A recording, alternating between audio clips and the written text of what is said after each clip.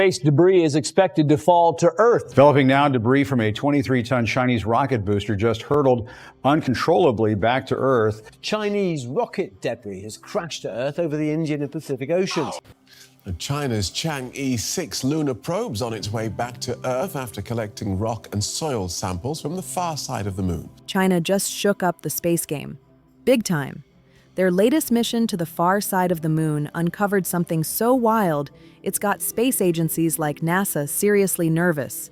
The Chang'e 6 mission, part of China's ambitious lunar program, landed in the South Pole Aitken Basin, a deep, unexplored region on the moon's far side. What they brought back? Not your average moon dust. The return capsule carried rare regolith and underground material that's never been seen before. And get this, buried in those samples were traces of water ice, some weird new compounds, and the real kicker, helium-3. That's the ultra-rare isotope that could be the holy grail of energy. Clean, near-infinite nuclear fusion fuel. While Earth barely has any, the moon's been soaking it up from solar winds for billions of years. For decades, we thought the moon was just a dry, lifeless rock, good for science, maybe a pit stop to Mars. But China's discovery flips all that upside down. This could totally change how the world views the moon, not just as a target for exploration, but for serious resource competition. Turns out, China didn't just prove the moon has resources, they might have underestimated how much. Early tests show the South Pole Aitken Basin holds way more helium-3 than any other spot we've ever explored. That instantly upgrades the moon from a science playground to a strategic gold mine. But here's what really has other countries sweating. China has the tech to actually go get it. They've mastered robotic landings, automated digging, and even managed to bring samples back from the moon's hidden side, the part we can't even see from Earth. That's a huge flex and gives China a serious edge over NASA and other agencies still focused on teamwork and slow-moving science missions. This could be the start of a new space race, not just about planting flags, but about owning what's up there. If China can extract helium-3 or melt moon ice into fuel and oxygen, they'll be able to build a lunar gas station. That means cheaper, faster missions to Mars and beyond, all while the rest of the world plays catch-up. And that's not all.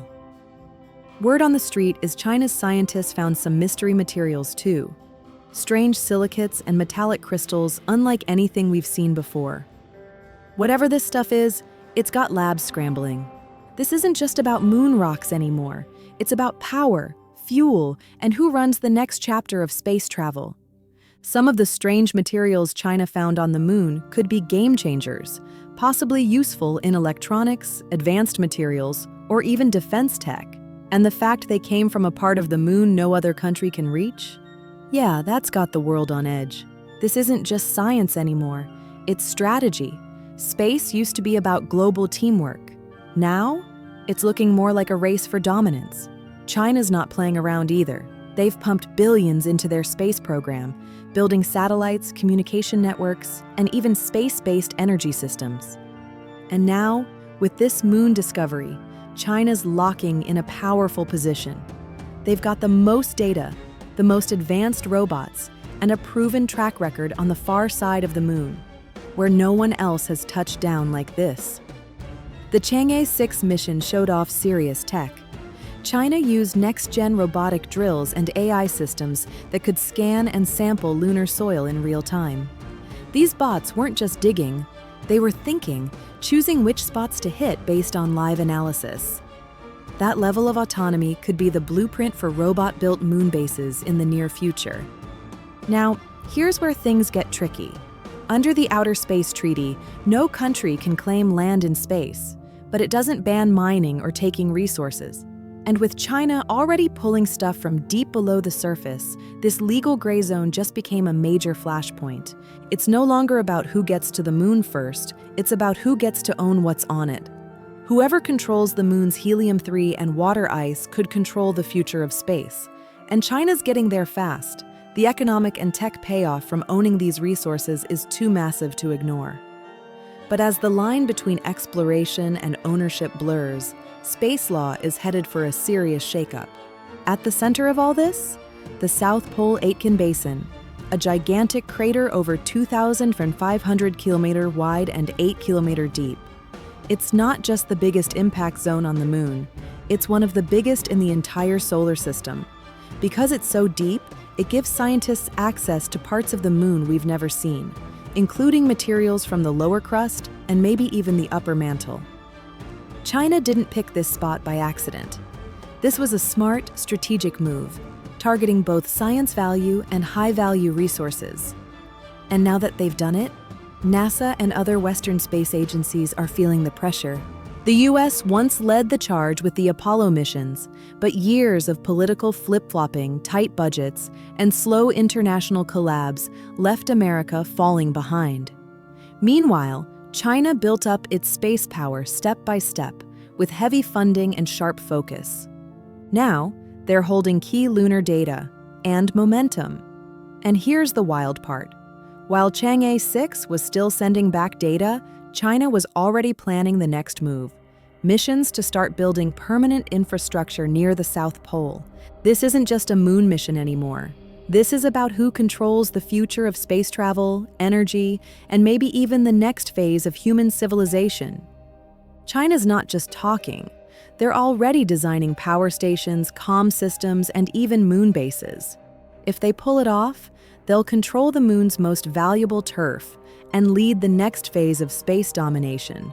And the way they're knocking out mission after mission, that shows serious tech skill and political drive that doesn't slow down. Now other countries are scrambling.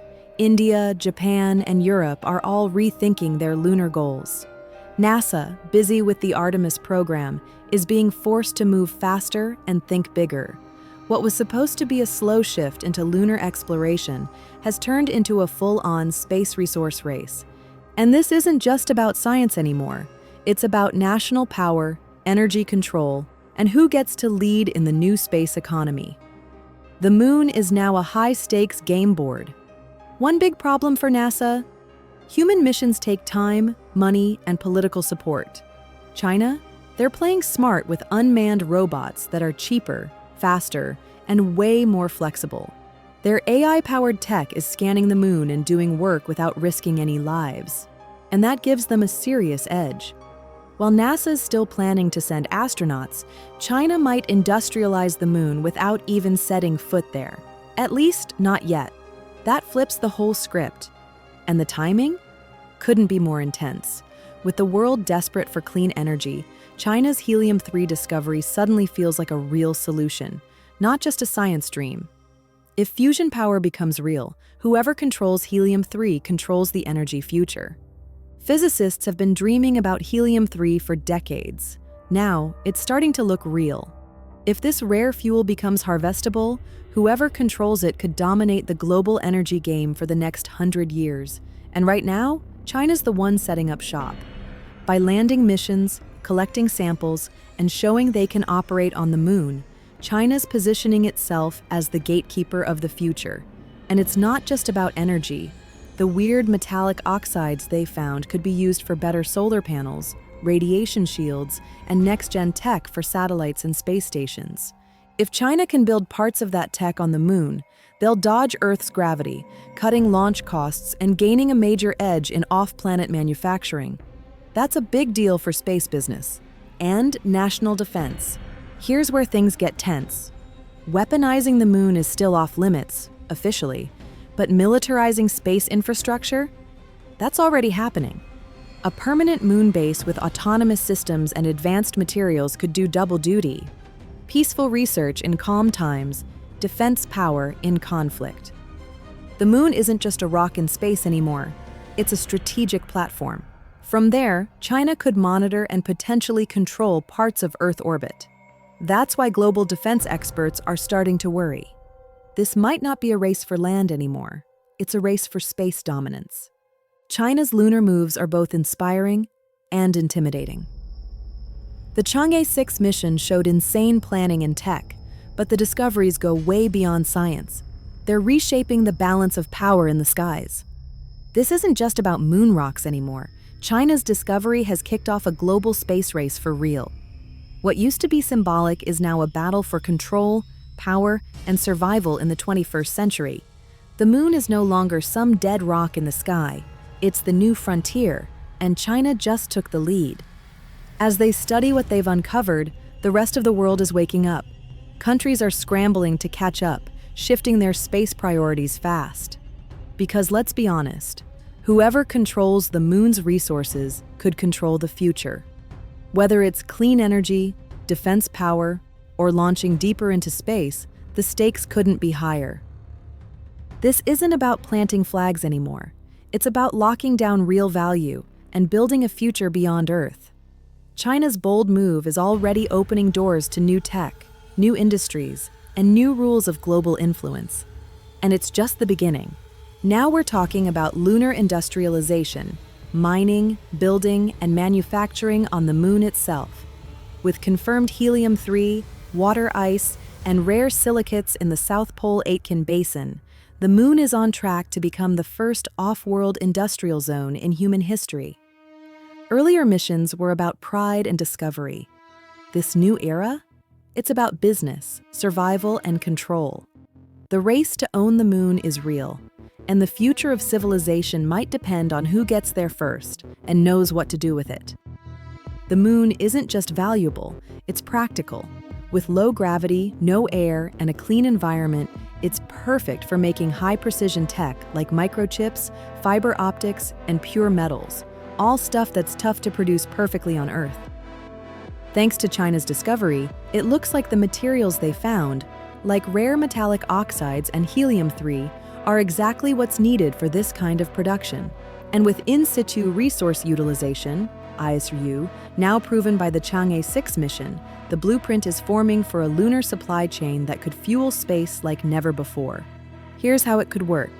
Helium-3 gets pulled from the soil. Water ice is turned into rocket fuel. Lunar metals are used to build parts, all on the moon. This would cut Earth out of the loop. No more relying on expensive launches from Earth with limited cargo. Instead, we'd have a full-on space economy, where stuff is mined, made, and reused without ever coming back down. And that's a game changer for deep space travel. One of the biggest roadblocks to Mars is fuel. Launching from Earth means carrying tons of extra weight just to lift off. But if you can fuel up on the moon, you skip all that. Now the moon becomes a space gas station and repair shop, a hub where missions can load up and head out to the outer solar system. It flips the whole system on its head. And here's the kicker. China's moving faster than anyone else. If they lock this down first, they get to set the rules, build the infrastructure, and shape the future of space travel. Just like old sea empires once ruled global trade, China could end up shaping the entire lunar economy. If they're the first to build permanent bases, they'll get to decide how things are done, what tech is used, what resources are top priority, and even how safety and waste are managed. That kind of influence, setting the rules through real-world action, is a powerful form of soft control, especially once space operations start to scale up. Another big win from China's moon mission? They're making real progress with closed-loop life support systems, tech that lets humans survive without outside help. While Earth tests have been decent, the harsh moon environment is the ultimate test: crazy temperature swings, high radiation, and zero backup. And with lunar water and strong local materials, China might be the first to build self-sustaining habitats, sealed ecosystems that can support long-term life. That's a game changer for Mars missions and space colonies. Whoever nails this tech first will lead the way in deep space living. But here's the twist. These breakthroughs don't just stay in space. They're already sparking advances back on Earth. Lunar engineering is pushing tech limits in robotics, energy, AI, and communication. China's robots and AI systems on the moon, mining, scanning, analyzing in real time, are building modular systems that could soon be used for Earth jobs too, like mining, emergency rescue, or delivery systems that run with no human crew. So while China's planting flags on the moon, they're also building tools that could reshape industries here at home. And the rest of the world is watching it all unfold. Fast. China isn't just exploring the moon. They're building the tools to stay there. And those tools? They're already delivering real economic and tech value. Take their work on lunar communications. China's built satellite relays, orbiters, and even laser-based systems to stay connected with bases on the moon's far side. This isn't just backup tech, it's the foundation for permanent presence in space. And right now, no other country has that level of coverage. AI is also changing the game.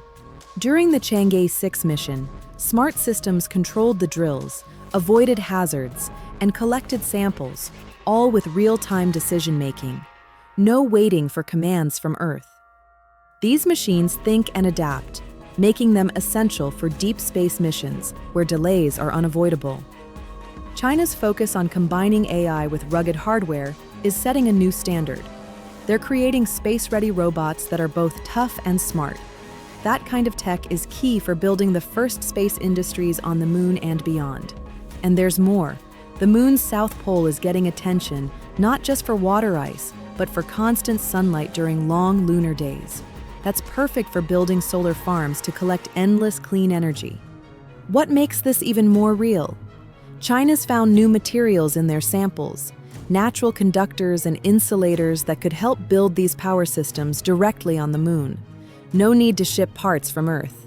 If they succeed, China could power lunar missions and beam energy to satellites, maybe even back to Earth someday. This isn't science fiction anymore. It's the future taking shape. Space-based solar power isn't just a dream anymore. With the right materials, ideal locations, and fast-growing infrastructure, it's suddenly within reach. But the real shock? The moon samples China brought back are unlike anything we've seen before. The soil from the moon's far side has a different makeup, new minerals, and strange isotopic signatures. These unexpected findings are making scientists rethink how the moon was formed, and maybe even how Earth itself evolved. Some experts believe the South Pole Aitken Basin may hold material from deep inside the moon, or even stuff blasted out from early Earth during massive ancient impacts. These clues could unlock hidden chapters of our planet's geological past. But it goes even further. Studying the moon this way gives us a cheat sheet for understanding other rocky planets across the galaxy. China's ultra-detailed, layer-by-layer breakdown of the lunar surface is pushing forward a whole new field, comparative planetology. So now the moon isn't just a pit stop to Mars. It's like a Rosetta Stone for decoding the history of planets across the universe. And with all this, the economics are changing too. A real lunar economy is starting to form. Think beyond mining. We're talking about commodities from space, moon-based logistics, off-Earth construction, and even new types of spaceport businesses. Companies could soon be trading lunar materials, offering orbital delivery services, or building the next generation of infrastructure off the planet. What China's building isn't just science. It's the foundation of a space-based economy that could redefine how humans live, work, and power their world, and maybe even others. China's not just first to find lunar resources. They're now in a position to control the market. With verified samples in hand and tech to extract them, China could soon set the rules on pricing, access, and regulations, just like oil powers did back in the day. But it's not just about money. There's a powerful cultural shift happening too.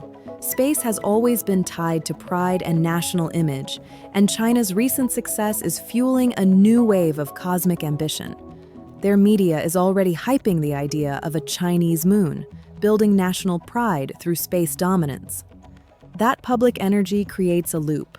More hype means more support, more investment, and even more progress, giving China momentum across science, politics, and tech. And now the moon is becoming a test lab for something deeper, how space will be governed. China's building fast, using a centralized system that blends public agencies with powerful private companies. Their approach, top-down decision-making, rapid rollouts, and tight control, could become the default model for others. If China sets the rules for how space missions are run, including safety, ethics, and tech standards, other countries might have no choice but to follow China's lead, just to stay in the game. That raises major questions about sovereignty and fair play. What happens if joining the lunar economy means adopting China's systems and values? As new space powers rise, it's clear that international space law needs a serious update, because the future of cooperation might soon depend on who's writing the rules on the moon. The Outer Space Treaty from the 1960s wasn't built for what's happening now. It doesn't clearly cover things like mining resources, building permanent bases, or handling disputes over lunar materials. If China moves forward, and all signs say it will, it'll likely start using resources without waiting for international approval, setting new rules by action, not negotiation. That could create de facto ownership, claiming parts of the moon just by using them, a direct challenge to current space law. Adding to the mix are China's private space companies. While the US has independent companies like SpaceX, China is backing a new wave of firms that are still tied to government goals. They're focused on satellites, moon logistics, and more, all boosted by state funding and strategic planning. This hybrid model, part private, part government-controlled, lets China move faster and more in sync than countries with more fragmented systems, and that speed is paying off. Now the moon is creeping into military planning too. No weapons yet, but talk is growing about setting up surveillance systems, early warning tech, and communications arrays on the moon. A base on both the near and far sides would give China full space visibility, monitoring satellites, rocket launches, and more from the ultimate high ground. Controlling that space real estate means dominance in both tech and defense. And here's the key. Once that infrastructure's in place, everything moves faster. Space development isn't slow anymore, it's exponential. The country that gets the early lead won't just be ahead, it might be unstoppable. Catching up to China is getting harder by the day. Every lander, satellite, drill, and power unit they put on the moon connects into a growing system, like puzzle pieces forming a massive space machine.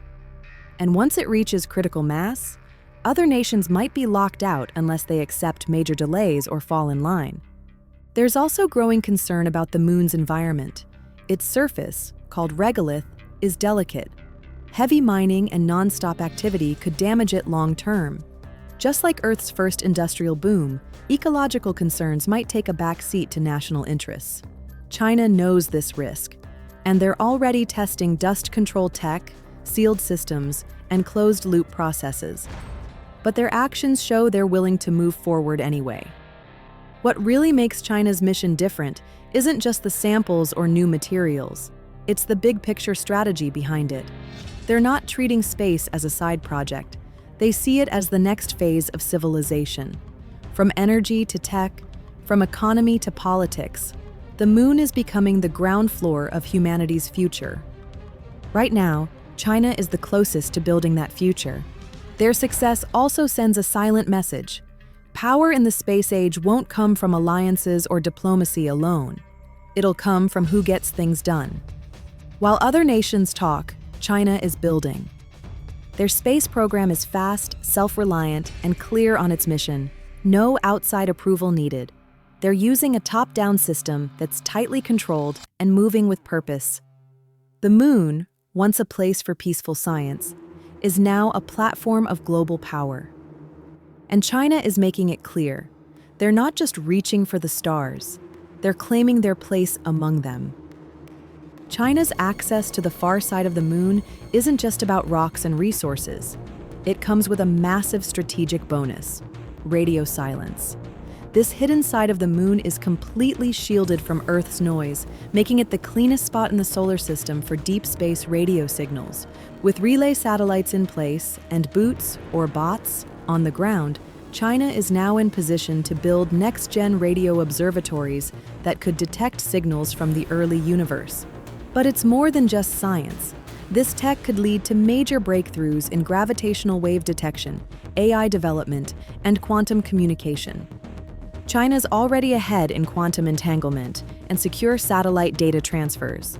A far-side moon base gives them the perfect place to run ultra-secure tests, completely out of sight from Earth-based surveillance. Think of it as a tech lab in space, where sensitive systems can grow without being watched or disrupted. That's a serious edge in both science and defense. And while that's happening, China is also upgrading how they move through space. They're using a new wave of hybrid propulsion tech, like ion drives, plasma engines, and cryogenic fuels to go farther, faster, and cheaper. These advanced engines make it possible to run reusable missions between Earth, the Moon, and lunar orbit, creating a space delivery network that traditional rocket fuel can't match. Bottom line, China's not just building on the Moon, they're creating the infrastructure, secrecy, and tech to lead the next era of space exploration, communication, and intelligence. And they're doing it where no one else can even listen in. China's ability to launch, adapt, and respond quickly on the Moon gives it a huge strategic edge. But it's not just about rockets and mining. China is also winning the cultural game. Being the first to pull rare materials from the far side of the Moon isn't just science, it's a symbol. China is using this success to shape a national story, with school lessons, documentaries, and celebrations already framing the Moon as part of their historic destiny. It's more than planting a flag, it's planting an idea. That space, and especially the Moon, is part of China's identity and future. At the same time, they're quietly building the foundation for something much bigger: interplanetary logistics. As missions expand to Mars or the asteroid belt, the Moon will become the main pit stop for refueling, repairs, and coordination. China's already investing in lunar gravity maps, orbital fuel stations, electromagnetic launch systems. These aren't just experiments, they're the early pieces of a solar system supply chain, and China is building it first. All of this adds up to a bold new vision. The Moon isn't just a destination, it's the launch pad for the future. By turning this discovery into real infrastructure and long-term strategy, China has changed the game. The Moon is no longer up for grabs. China is already writing the rules. The Moon is already being claimed, not with words, but with action, data, and machines digging into its surface. While others wait or debate, China is moving fast, shaping the future of space on its own terms. What once symbolized unity now signals a global shift in power. Don't miss what's coming next. Like, share, comment, and subscribe for more deep dives into the biggest moves in space and beyond.